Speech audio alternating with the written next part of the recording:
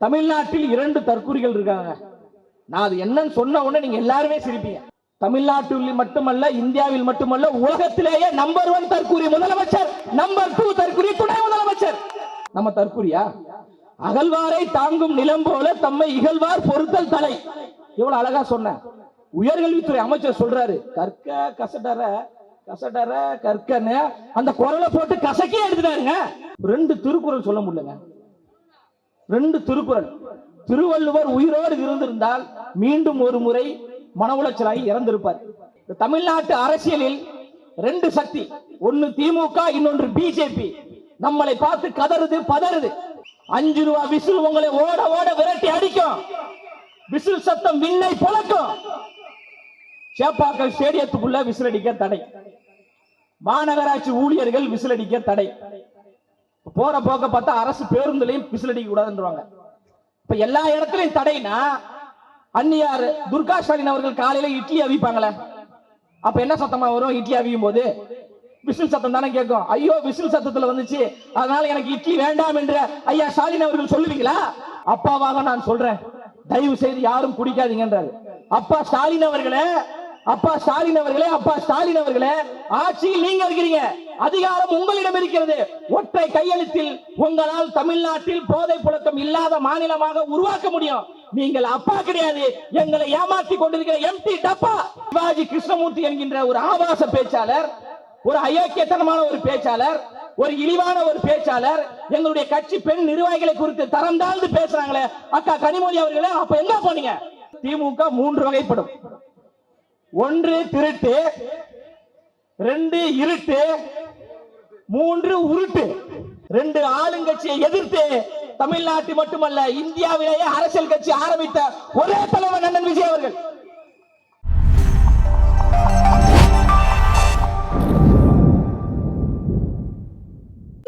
எங்கும் உள்ள இளைஞர்கள் மனதை ஆண்டு கொண்டிருக்கும் கழக கொள்கை பரப்பு இணை செயலாளர் திரு லயோலா மணி அவர்களை சிறப்புரையாற்ற அன்போடு அழைக்கிறோம்.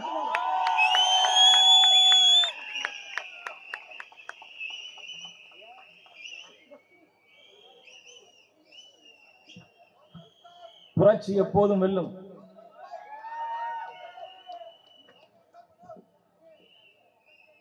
நன்றிங்க ஐயா, வாழ்க வளமுடன்.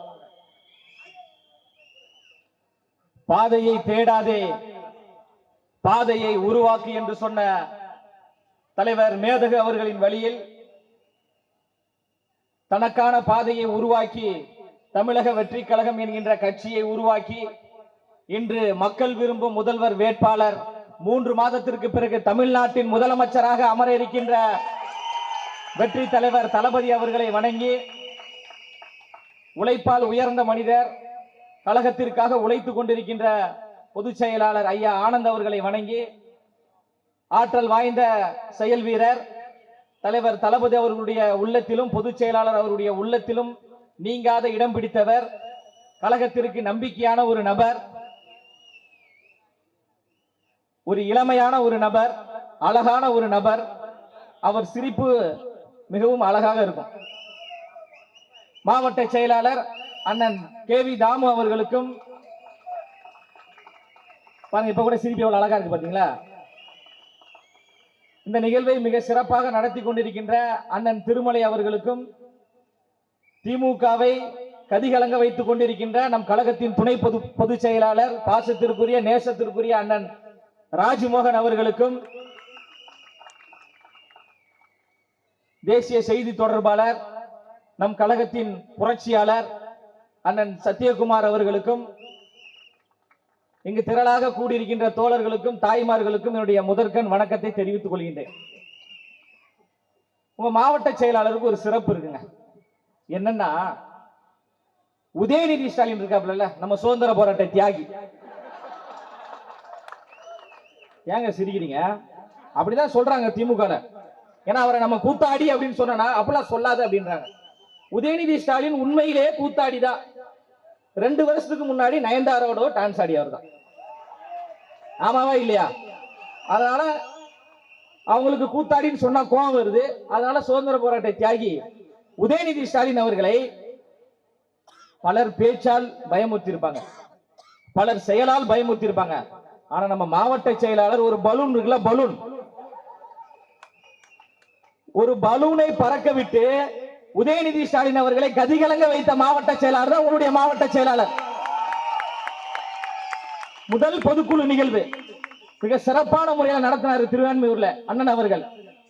அப்ப அதனுடைய விளம்பரம் பதாகைக்காக ஒவ்வொரு வழிமுறைகள் இருக்கு. பேனர் வைப்பாங்க, போஸ்டர் வைப்பாங்க. அந்த அடிப்படையில ஒரு ராட்சச பலூன் காத்தடிச்சு மேல பறக்க விட்டோம்னா அது ஒரு விளம்பரம் படுத்துறதுக்காக அதிகாலையில பரபரப்பா இயங்கிக்கிட்டு இருக்குது அந்த சாலை. நம்ம சுதந்திர போராட்ட தியாகி அந்த வழியா வந்திருக்கிறாப்ல.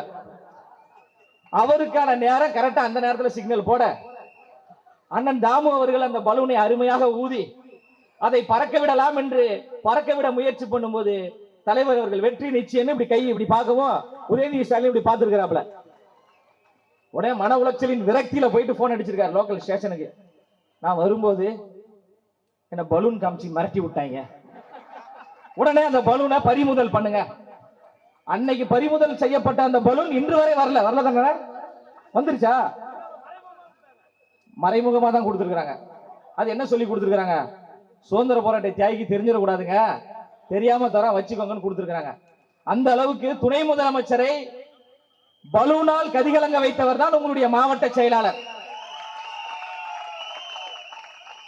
அதே போன்று இந்த நிகழ்வை நடத்தி கொண்டிருக்கின்ற அண்ணன் திருமலை அவர்கள் 25 ஆண்டுகளாக ரசிகர் மன்ற நிர்வாகியாக, மக்கள் இயக்க நிர்வாகியாக, இன்று தமிழக வெற்றி கழகத்தின் ஒரு பகுதி செயலாளராக மிக சிறப்பான முறையில் இந்த நிகழ்வை நடத்தி கொண்டிருக்கிறார். இந்த நிகழ்ச்சியை நடத்த வேண்டும் என்றால் ஆளும் திமுகவிற்கும் அதிமுகவிற்கும் லட்சக்கணக்கில் செலவு செய்திருப்பார்கள். ஆனால் இங்கே கூடியிருக்கின்ற கூட்டம் என்பது கூடி கலையும் கூட்டம் அல்ல, திமுகவை கூண்டோடு வீழ்த்தக்கூடிய கூட்டம். ஹோட்டலுக்கோ கோழி பிரியாணிக்கோ 500 ரூபாய் காசுக்கு கூடிய கூட்டம் அல்ல, மாற்றத்தை விரும்புவதற்காக கூடிய கூட்டம், தலைவர் தளபதிக்காக கூடிய கூட்டம். அப்படி சிறப்பான முறையில் கூட்டத்தை நடத்தி கொண்டிருக்கிறார் அண்ணன் திருமலை அவர்கள்.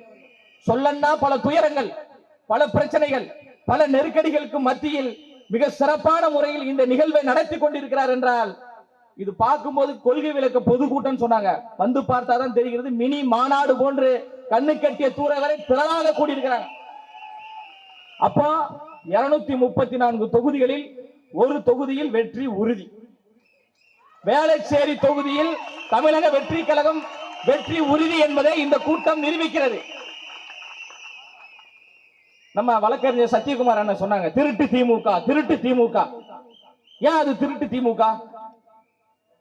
மக்களை ஏமாற்றுவது, பொய் சொல்வது, நம்ப வைத்து இதை செய்கிறேன் என்று சொல்லி செய்யாமல் செய்வது, அதை நம்ம தீயவர்கள் சொல்லுவோம். அப்ப அதனால அது திருட்டு. அப்போ திமுக என்பது திராவிட முன்னேற்ற கழகம் கிடையாது, திருடர்கள் முன்னேற்ற கழகம். அப்ப நீங்க அதிமுக கேட்பீங்க, அதிமுக என்பது அண்ணா திமுக கிடையாது, அனைத்தையும் திருடும் முன்னேற்ற கழகம். அப்போ இங்கே காலம் காலமாக திருடி கொண்டிருக்கின்ற இந்த திருட்டு கூட்டத்தை வீழ்த்த வந்திருக்கின்ற தூய சக்தி தான் அண்ணன் விஜய் அவர்கள். வரும்போது ஒரு பையன் உள்ள பூந்து கேட்கிறான், தம்பி நான் ப்ரொடியூசர் கிடையாது, நான் சென்சார் போர்டு எல்லாம் கிடையாது, அண்ணன் ஜனநாயகம் படம் எப்பனே வரும், ஜனநாயகன் படம் எப்பனே வரும். நானும் அதே அவளோடு தான் காத்து கொண்டிருக்கேன். 3 மாதத்திற்கு முன்பாக ஜனநாயக படம் வெளியே வந்தால் தளபதி விஜய் நடித்த திரைப்படம் என்று வரும். 3 மாதத்திற்கு பிறகு படம் வெளியே வந்தால் 3 மாதத்திற்கு பிறகு படம் வெளியே வந்தால் தளபதி விஜய் என்று வராது, தமிழ்நாட்டின் முதலமைச்சர் விஜய் நடித்த படம் என்று வரும். தலைவர் அண்ணன் விஜய் அவர்கள் மக்களுக்கான தலைவர் என்பதற்கான ஒரு சிறந்த உதாரணம் இந்த ஜனநாயக படத்தினுடைய பிரச்சனையில தான் நீங்க பார்க்கலாம். தன்னுடைய படம் அது ஒரு பிரச்சனை, அவர் பின்னாடி கோடிக்கணக்கான தோழர்கள் இருக்கிறாங்க. தமிழ்நாடு மட்டுமல்லாமல் இந்தியா மட்டுமல்லாமல் உலகம் முழுவதும் கோடிக்கணக்கான தோழர்களை தொண்டர்களை கொண்ட ஒரே தலைவன் உலகத்திலே அண்ணன் விஜய் அவர்கள் தான். அவர் நினைத்திருந்தால் இந்த ஜனநாயக படத்தை வெளியிடுவதற்கு தன் பின்னாடி திரண்ட தொண்டர்களை தூண்டி விட்டுருக்கலாம்.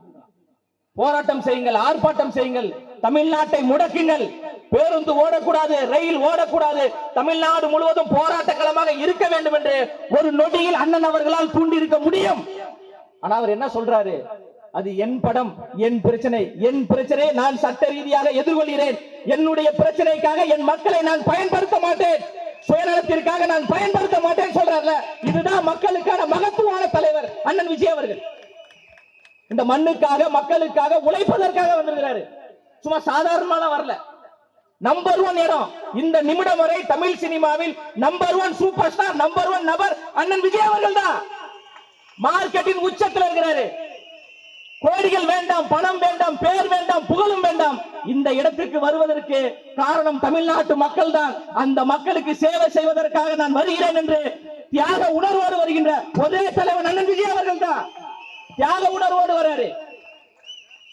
கொள்கையற்ற கூட்டம், இவர்களிடம் கொள்கை கிடையாது அப்படின்னு ஆளும் திமுக சொல்றாங்க. சரி, அவங்க சொல்றதை பார்க்கின்ற பொழுது பயங்கரமான கொள்கை இருக்கும் போல. நம்மள்ட்ட தான் கொள்கை இல்ல, அவங்க கிட்ட கொள்கை இருக்கு அப்படின்னு நான் நினைச்சுக்கிட்டு இருந்தேன் தலைவா. சமீபத்தில் விருதுநகர்ல ஒரு மாநாடு ஒண்ணு நடந்துச்சு, திமுகவினுடைய மாநாடு. மாநாட்டுல என்ன பண்ணணும்? மாநாட்டுல அங்க பேசக்கூடியதை கேட்கணும், அறிவு சார்ந்து பயணிக்கணும். பால தார புடிச்சிட்டு தொங்குறாங்க. ஏமா தொங்குனாங்களா இல்லையா?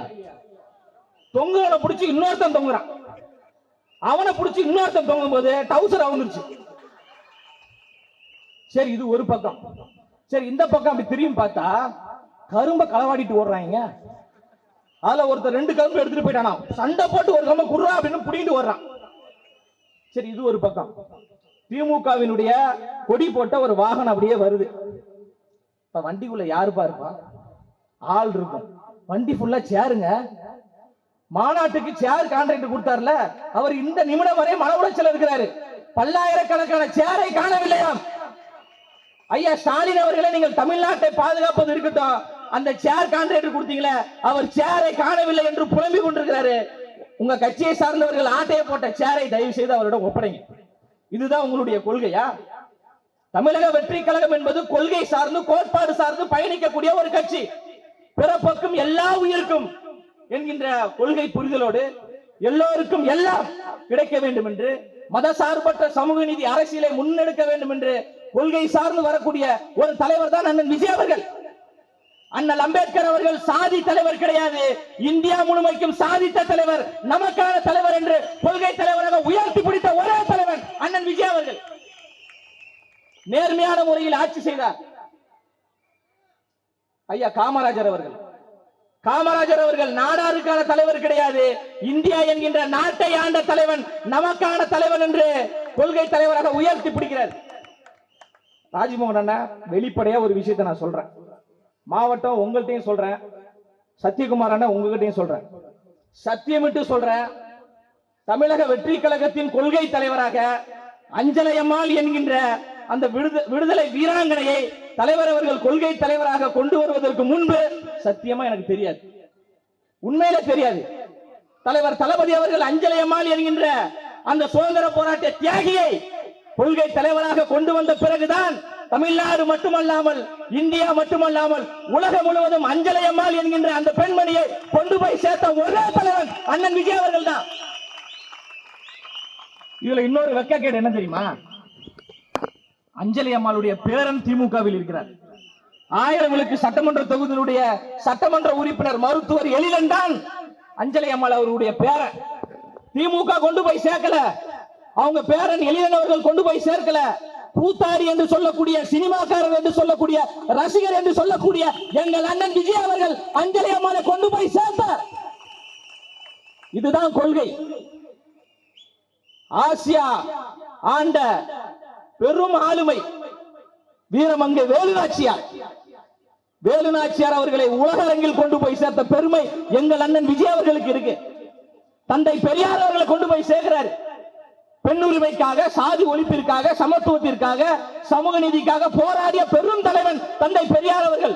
97 வயதில் மூத்திர சட்டியை கையில் வைத்துக் கொண்டு தெரு தெருவாக சாதி ஒழிப்பிற்கு போராடிய மகத்தான தலைவன் தந்தை பெரியார் அவர்கள். தந்தை பெரியார் அவர்களை இளம் தலைமுறையிடம் கொண்டு போய் சேர்த்த வரலாற்று பெருமை எங்கள் அண்ணன் விஜய் அவர்களுக்கு தான் இருக்கு. நிறைய மீடியா நண்பர்கள்லாம் இருக்கிறீங்க, நேரடி சவால் திமுகக்கு வாய்ப்பு இருந்தா நீங்க போடுங்க ஊடகத்துல. எங்களுடைய கட்சியில் கொள்கை இல்லை அப்படின்னு சொல்றீங்கல்ல, ஐயா ஸ்டாலின் அவர்களே, துணை முதலமைச்சர் உதயநிதி ஸ்டாலின் அவர்களே, வாய்ப்பு இருந்தால் என்னோடு பனையூர் அலுவலகத்திற்கு வாருங்கள், இல்லனா எங்களுடைய துணை பொதுச் செயலாளர் அண்ணன் ராஜ்மோகன் அவர்களோடு வாங்க. எங்களுடைய கட்சி அலுவலகத்தில் நாங்கள் உயர்வாக தூக்கி பிடிக்கின்ற தந்தை பெரியார் அவர்களுக்கும் அண்ணல் அம்பேத்கர் அவர்களுக்கும் கட்சி அலுவலகத்தில் சிலை இருக்கிறது. கொள்கைவாதி கோட்பாடுவாதி என்று பேசிக் கொள்கின்ற திமுகவினுடைய அண்ணா அறிவாலயத்திற்கு நான் வருகிறேன். உங்களுடைய அலுவலகத்தில் தந்தை பெரியார் அவர்களுக்கும் அண்ணல் அம்பேத்கர் அவர்களுக்கும் சிலை இருந்தா நான் தாவேக்கா இதுக்கப்புறம் பேசுறதே இருக்கிறேன். நாளைக்கு வரேன், இல்லைன்னா இந்த கூட்டத்தை முடித்து விட்டு அண்ணா அறிவாலயத்துக்கு நான் வருகிறேன். அம்பேத்கர் அவர்களுக்கு சிலை உங்களால் காட்ட முடியுமா? தந்தை பெரியார் அவர்களுக்கு சிலையை உங்களால் காட்ட முடியுமா? நீங்க சொல்ற சினிமாக்காரர், நீங்க சொல்ற கூத்தாடிதான். இவர்கள் எல்லாம் மக்களுக்கான தலைவர்கள், மண்ணுக்கான தலைவர்கள், போராடிய தலைவர்கள் என்று தலைவர்களை உயர்த்தி பிடிச்சிருக்கிறார். அவருக்கு ஒன்றும் தமிழ்நாட்டில் மட்டும் தொண்டர் படை கிடையாது, உலகம் முழுவதும் தொண்டர் படை இருக்கிறது. அவர் நினைத்தால் இந்திய வெற்றி கழகம், தேசிய வெற்றி கழகம் என்று உருவாக்கி இருக்க முடியும். ஏன் தமிழக வெற்றி கழகம் என்று உருவாக்கினார் என்றால் இந்த மண்ணையும் மக்களையும் பேரன்பு கொண்டு நேசிக்கிறார். அவரு நிகழ்காலத்தில் வாழ்ந்து கொண்டிருக்கின்ற மகத்தான தலைவர் அண்ணன் விஜய் அவர்கள். கோட்பாட விமர்சி, கொள்கையா விமர்சி, சினிமாக்காரர், கூத்தாடி. அவர் எந்த இடத்துல நான் சினிமாக்காரர் இல்லைன்னு சொன்னாரு? எந்த இடத்துல நான் கூத்தாடி இல்லைன்னு சொன்னாரு?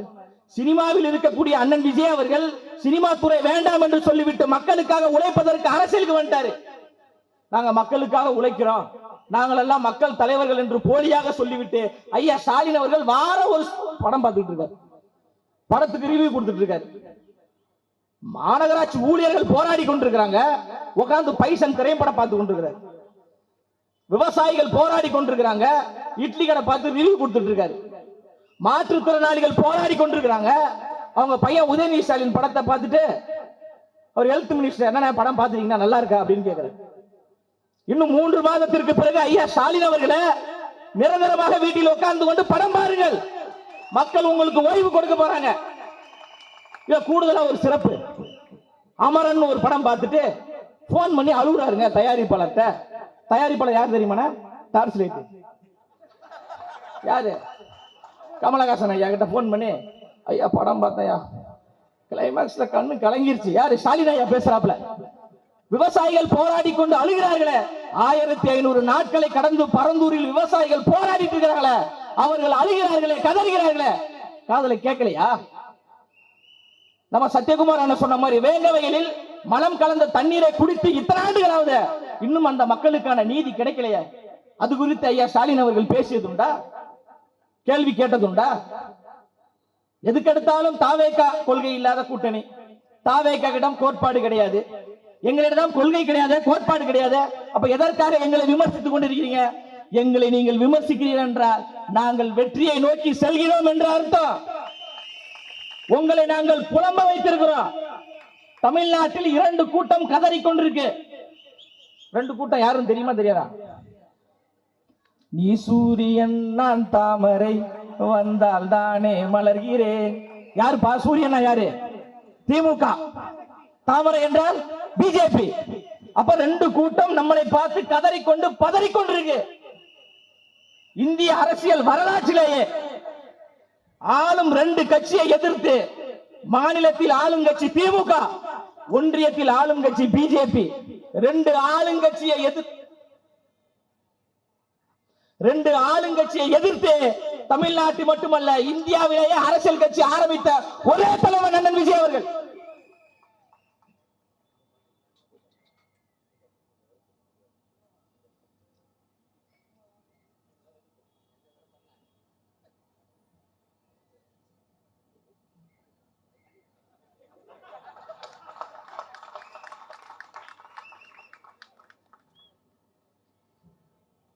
ஒரு ஃப்ளோல போயிட்டு இருந்துச்சு. என்ன பொதுச் செயலாளர் அவர்கள் வந்து கொண்டிருக்கிறார். எந்த கட்சியிலுமே இப்படி இருக்காதுங்க. பொதுச் செயலாளர் அவர்கள் வந்தாதான் உட்கார்ந்து நிகழ்ச்சியை ஆரம்பிக்கின்ற சூழல் திமுகவில் உண்டு. நான் வருவதற்கு வேற ஒரு மக்கள் சந்திப்புல இருக்காங்க, வருவதற்கு காலம் தாழ்வு ஏற்பட்டாலும் நீங்கள் அந்த நிகழ்ச்சியை நடத்துங்கள் என்று நடத்த வச்சு எங்களை ஒரு அறிவு சார்ந்த அரசியலை முன்னெடுக்கக்கூடியவர் தான் பொதுச் செயலாளர் அவர்கள். அதனால நிகழ்ச்சி நடந்து கொண்டிருக்கு. அந்த அடிப்படையில் தமிழ்நாட்டு அரசியலில் ரெண்டு சக்தி, ஒன்னு திமுக, இன்னொன்று பிஜேபி. நம்மளை பார்த்து கதறுது பதறுது. ஆளும் ரெண்டு கட்சிகளை எதிர்த்து மிக துணிச்சலாக அரசியல் செய்து கொண்டிருக்கின்ற ஒரே தலைவராக அண்ணன் விஜய் அவர்கள் இருக்கிறார்கள் என்றால் அவரிடம் கொள்கை இருக்கிறது, கோட்பாடுகள் இருக்கிறது, அவரிடம் நேர்மை இருக்கிறது. எதையும் பார்த்து பயப்படக்கூடிய அஞ்சக்கூடிய அவசியம் தமிழக வெற்றி கழகத்திற்கோ அண்ணன் விஜய் அவர்களுக்கோ கிடையாது. மகளிருக்கு 5000 ரூபாய் கொடுக்குறீங்க, பொங்கலுக்கு 3000 ரூபாய் கொடுக்குறீங்க. 5000 இல்ல, நீங்க 10,000 கொடுங்க, 15,000 கொடுங்க, 20,000 கொடுங்க, எவ்வளவு வேண்டுமானாலும் கொடுத்துக் கொள்ளுங்கள். ஆனால் உங்களை 5 ரூபாய் விசில் வீழ்த்தும். 5 ரூபாய் விசில் உங்களை ஓட ஓட விரட்டி அடிக்கும். விசில் சத்தம் விண்ணை பொளக்கும். சேப்பாக்கம் ஸ்டேடியத்துக்குள்ள விசில் அடிக்க தடை, மாநகராட்சி ஊழியர்கள் விசில் அடிக்க தடை. போற போக்க பார்த்தா அரசு பேருந்துலையும் விசில் அடிக்க கூடாதுன்றாங்க. இப்ப எல்லா இடத்துலயும் தடைனா அந்நியார் துர்கா ஸ்டாலின் அவர்கள் காலையில இட்லி அவிப்பாங்களே, அப்ப என்ன சத்தமா வரும்? இட்லி அவியும் போது விசில் சத்தம் தானே கேட்கும். ஐயோ விசில் சத்தத்துல வந்துச்சு, அதனால எனக்கு இட்லி வேண்டாம் என்று ஐயா ஸ்டாலின் அவர்கள் சொல்லுவீங்களா? நீங்கள் எவ்வளவு தடையை கொண்டு வந்தாலும், எவ்வளவு அழுத்தத்தை கொண்டு வந்தாலும் தமிழ்நாட்டில் ஆட்சி மாற்றம் உருவாகுவதை எந்த கொம்பாதி கொம்பனாலும் தடுக்கவே முடியாது.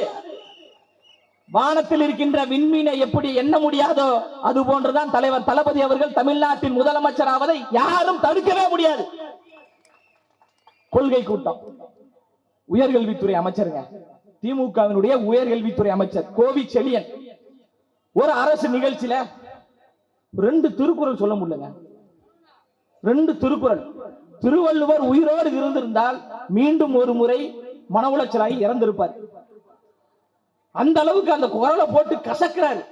கற்க கசடர கற்பவை கற்றபின் நிற்க அதற்கு தக. எவ்வளவு அழகா சொன்ன நம்ம தற்குறியா?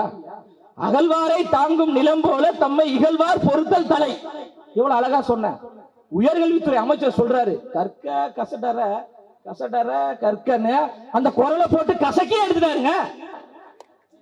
அகழ்வாரை அகழ்வாரை தாங்கும் அகழ்வாரை ஆழ்வாரை அவரவரை என்னென்னமோ சொல்றாரு. இவர் உயர்கல்வித்துறை அமைச்சர். எங்களை பார்த்து தற்குறிகள் கூட்டம் என்று சொல்லுங்க. நாங்கள் தற்குறிகள் கூட்டம் கிடையாது, உங்களை தவிடுபடியாக்க வந்த கூட்டம். நாங்கள் தத்துவத்திற்கான ஒரு கூட்டம். உண்மையிலே சொல்லட்டுமா, வழக்கானாலும் பரவாயில்ல, பல இடங்களை நம்ம பேசுறதுதான். தமிழ்நாட்டில் 2 தற்குறிகள் இருக்காங்க. நான் அது என்னன்னு சொன்ன உடனே நீங்க எல்லாருமே சிரிப்பீங்க. உலகக்கோப்பை கிரிக்கெட் போட்டி, ஒரு மாற்றுத்திறனாளி சகோதரர் ஞாபகம் இருக்கா? ஒரு மாற்றுத்திறனாளி சகோதரர் ஒரு 2 வெங்கல கப்பை தூக்கிக்கிட்டு, அதுவும் சேப்பாக்கத்தில் ஏதோ ஒரு கடையில வாங்கி இருக்கிறாப்புல போல, செகண்ட்ஸ்ல எடுத்துட்டு முதலமைச்சர் போய் பார்த்துட்டு, ஐயா உலகக்கோப்பை கிரிக்கெட் போட்டியில போய் விளையாடி வெற்றி பெற்றேன் அப்படின்னா, அவர் தான் விளம்பர பிரியராச்சே, சூப்பர் வாப்பான்னு ஒரு போட்டோக்கு போஸ்ட் கொடுத்துட்டாப்ல. அடுத்து துணை முதலமைச்சர் யார்? நம்ம சுதந்திர போராட்ட தியாகி, அவர் விளையாட்டுத்துறை அமைச்சர்ல விளையாட்டு பிள்ளை, அவரும் கூப்பிட்டு ஒரு போட்டோ பிடிச்சி போஸ்ட் கொடுத்துட்டாரு. நம்ம விர்ச்சுவல் வாரியர்ஸ் பத்தி சொல்லவா வேணும்? உலகத்தையே கலக்கி கொண்டு இருப்பது டிவிகேவினுடைய விர்ச்சுவல் வாரியர்ஸ். உள்ள பூந்து நோண்டி எடுத்துட்டான். கடைசியில பார்த்தா அப்படி ஒரு நபர் எந்த உலகக்கோப்பை போட்டியிலையும் விளையாடல, அப்படி ஒரு உலகக்கோப்பையே நடக்கல. ஒரு நபர், ஒரு மாற்றுத்திறனாளி ஒரு நபர் முதலமைச்சரையும் துணை முதலமைச்சரையும் ஏமாற்றி விட்டு போறாருன்னா, தமிழ்நாட்டில் மட்டுமல்ல, இந்தியாவில் மட்டுமல்ல, உலகத்திலேயே நம்பர் 1 தற்குறி முதலமைச்சர், நம்பர் 2 தற்குறி துணை முதலமைச்சர். எங்களை பார்த்து நீங்க சொல்றீங்களா வழக்கு பதிவு பண்ணாலும் பரவாயில்ல, எனக்கு நடந்ததை தான் சொல்றேன், நான் பொய் சொல்லல. ஒரு முதலமைச்சரையும் துணை முதலமைச்சரையும் அவங்களுக்கு எளிதாக பார்க்க முடியாது. அவங்களுக்கு என்று புரோட்டோகால் இருக்கு. உளவுத்துறை இருப்பாங்க, காவல்துறை இருப்பாங்க, காவல்துறை உயர் அதிகாரிகள் இருப்பாங்க. அவர்கள் எல்லாம் தாண்டி தான் முதலமைச்சரையும் துணை முதலமைச்சரையும் பார்க்க முடியும். அப்போ சாதாரணமாக ஒரு நபர் போய் பார்க்கிறாருன்னா அப்ப எந்த அளவுக்கு அவங்க இருப்பாங்க? அப்ப ஐயா ஸ்டாலின் அவர்கள் சொல்றாங்க, தமிழ்நாடு முழுவதும் போதை புழக்கம் அதிகமாகி விட்டது, எங்கு திரும்பினாலும் கஞ்சா. அப்பாவாக நான் சொல்றேன், தயவு செய்து யாரும் குடிக்காதீங்கன்றாரு. அப்பா ஸ்டாலின் அவர்களே, அப்பா ஸ்டாலின் அவர்களே, அப்பா ஸ்டாலின் அவர்களே, ஆட்சியில் நீங்க இருக்கிறீங்க, அதிகாரம் உங்களிடம் இருக்கிறது. ஒற்றை கையெழுத்தில் உங்களால் தமிழ்நாட்டில் போதை புழக்கம் இல்லாத மாநிலமாக உருவாக்க முடியும். நீங்கள் அப்பா கிடையாது, எங்களை ஏமாற்றி கொண்டிருக்கிற எம்டி டப்பா. எத்தனை காலத்துக்கு ஏமாற்றுவீங்க நீங்க? அக்கா கனிமொழி அவர்கள் சொல்றாங்க, மகளிருக்கான ஒரு மாநாடு நடத்துறாங்க, பெண் பெண் பாதுகாப்பை உறுதி செய்யக்கூடிய ஆட்சி திமுகவினுடைய ஆட்சி என்று அக்கா கனிமொழி அவர்கள் நீங்க சொல்றீங்க. ஆனா உங்க கட்சியினுடைய ஒரு பேச்சாளர் சிவாஜி கிருஷ்ணமூர்த்தி என்கின்ற ஒரு ஆபாச பேச்சாளர், ஒரு அயோக்கியத்தனமான ஒரு பேச்சாளர், ஒரு இழிவான ஒரு பேச்சாளர் எங்களுடைய கட்சி பெண் நிர்வாகிகளை குறித்து தரம் தாழ்ந்து பேசுறாங்களே அக்கா கனிமொழி அவர்களே, அப்ப என்ன பண்ணீங்க? வாயில புண்ணுதா? இந்நேரத்துக்கு கட்சியை விட்டு ஒழுங்கு நடவடிக்கை எடுத்திருக்கணுமா கூடாதா? பெண் விடுதலை இல்லை என்றால் மண் விடுதலை கிடையாது என்று சொன்ன தந்தை பெரியார் அவர்களை கொள்கை தலைவராக திமுக வைத்திருக்கிறது என்றால், எங்க தாவேக பெண் நிர்வாகி குறித்து தரம் தாழ்ந்து பேசிய அந்த நபரை இந்நேரத்துக்கு கட்சி விட்டு தூக்கி இருக்கணுமா கூடாதா? தூக்கல. அப்ப எல்லாமே பொய், எல்லாமே ஏமாற்று வேலை. பத்திரிகையாளர்களுக்கு நாங்கள் தான் பாதுகாப்பு, கருத்து சுதந்திரம் வேண்டும், பேச்சு சுதந்திரம் வேண்டும், எழுத்து சுதந்திரம் வேண்டும் என்று வாய்க்கிலேயே பேசுகின்ற ஐயா ஸ்டாலின் அவர்களே, உங்க கட்சியை சார்ந்த சட்டமன்ற உறுப்பினர் பழனியாண்டி என்கின்ற ஒரு நபர் நியூஸ் தமிழ் 24x7 என்கின்ற ஒரு பத்திரிகையாளரை தாக்கி இத்தனை நாட்கள் ஆகிறது. வழக்கு பதிவு பண்ணீங்களா? கைது செய்தீர்களா? ஏதாவது பண்ணீங்களா? எதையுமே பண்ணல. பத்திரிகையாளர்கள் பாதுகாப்பிற்கு ஒரு சட்டம் கொண்டு வர வேண்டும் என்று பத்திரிகையாளர்கள் கேட்கிறாங்களே, கொடுத்தீங்களா? எதையுமே பண்ணல. சிலிண்டருக்கு மானியம் 100 தருகிறோம் என்றீங்க, கொடுத்தீங்களா? அண்ணன் மாதிரி தான் ராஜ்மோகன் அண்ணன் சொன்ன டைலாக் தான் சொல்லணும், இடியாப்பம். அதுதான் இந்த அரசு என்பது திராவிட மாடல் கிடையாது, பல்ப் மாடல். மானிய விலையில் ரேஷன் அட்டைக்கு 3 LED பல்ப் கொடுப்போம் என்று திமுக சொன்னது. பல்ப் கொடுத்தாங்களா? கொடுக்கல. உங்களுக்கு பல்ப் கொடுக்கல, அவங்க தமிழ்நாட்டிற்கு பல்ப் கொடுத்து கொண்டிருக்கிறாங்க. இது திராவிட மாடல் கிடையாது, இது பல்ப் மாடல். இது திராவிட மாடல் கிடையாது, இது கஞ்சா மாடல். இது திராவிட மாடல் கிடையாது, போதை மாடல். இது திராவிட மாடல் கிடையாது, இது திருட்டு மாடல். திமுக 3 வகைப்படும். சொல்லுங்க, திமுக 3 வகைப்படும்.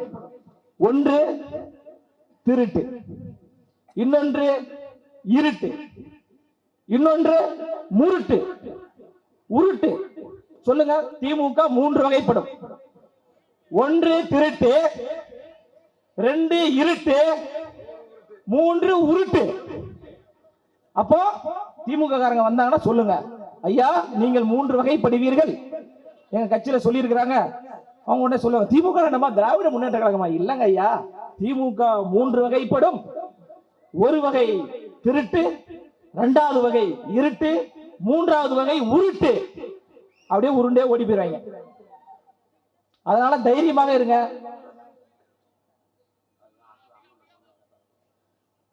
அதனால எதையும் எதிர்கொள்வோம், சட்ட ரீதியாக எதிர்கொள்வோம். கட்சியினுடைய மாவட்ட செயலாளர் அவர்கள் மிக சிறப்பான ஒரு மாவட்ட செயலாளர், துணிச்சலாக செயல்படுங்க. எத்தனை வழக்குகள் வந்தாலும் ஒற்றை நபராக சமாளிக்கக்கூடிய ஒரு நபர்.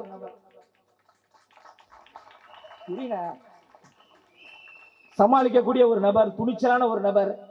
இந்த வேளச்சேரி தொகுதியில் இவர்தான் வேட்பாளர் என்று தலைவர் அவர்களும் பொதுச் செயலாளர் அவர்களும் யாரை கை நீட்டி வேட்பாளர்கள் என்று அறிவிக்கிறார்களோ அவர்கள் பல்லாயிரக்கணக்கான வாக்கு வித்தியாசத்தில் வெற்றி பெற்றார்கள் என்ற வரலாற்றை நீங்கள் உருவாக்கணும்.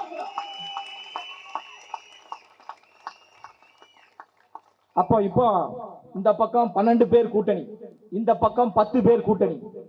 எத்தனை பேர் கூட்டணி சேர்ந்து வந்தாலும் தமிழ்நாட்டு தாய்மார்களும் தமிழ்நாட்டு இளைஞர்களும் என் பக்கம் நிற்கிறார்கள். தன்னந்தனியாக வருகிறேன் என்று வந்து இந்த 2 கூட்டணியும் உடைத்து விட்டு தமிழ்நாட்டில் மிகப்பெரிய ஒரு ஆட்சி மாற்றத்தை ஏற்படுத்தக்கூடிய ஒரு தலைவர் தான் அண்ணன் விஜய் அவர்கள். எத்தனை பேர் வேணாலும் வரட்டும். எல்லாரும் ஆசைக்கும் தேவைக்கும் இருக்காங்க. சிலர் ஆசைக்கும் தேவைக்கும் வாழ்வுக்கும் வசதிக்கும் ஊரார் கால் பிடிப்பார். ஒரு மானம் இல்லை, அதில் ஈனம் இல்லை, அவர் எப்போதும் வால் பிடிப்பார். எதிர்காலம் வரும், என் கடமை வரும், இந்த கூட்டத்தின் ஆட்டத்தை ஒலிப்பேன்.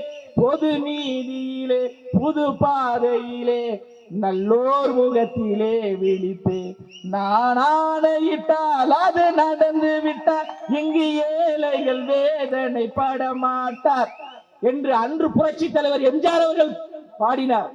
நிகழ்காலத்தில் புரட்சி தலைவராக, புரட்சி தலைவரின் மறு உருவமாக வாழ்ந்து கொண்டிருக்கின்ற தலைவர் அண்ணன் விஜய் அவர்கள். இறுதியாக ஒன்றை சொல்லி நிறைவு செய்கிறேன்.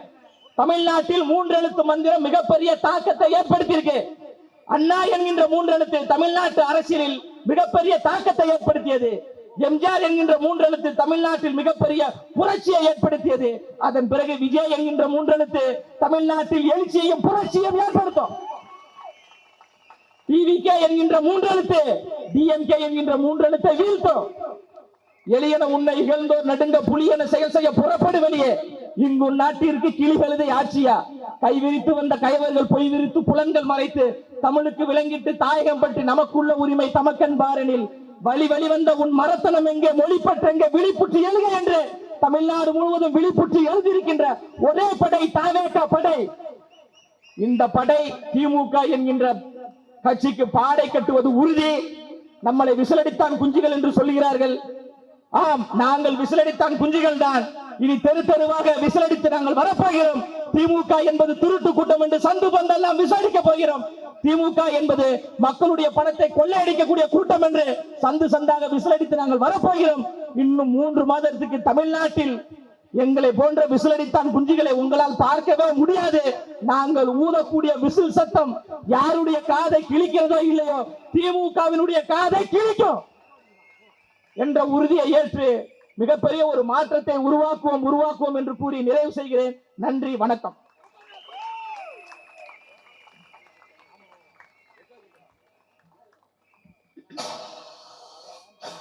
மேடையில் பேச தெரியாதவர்கள் கூட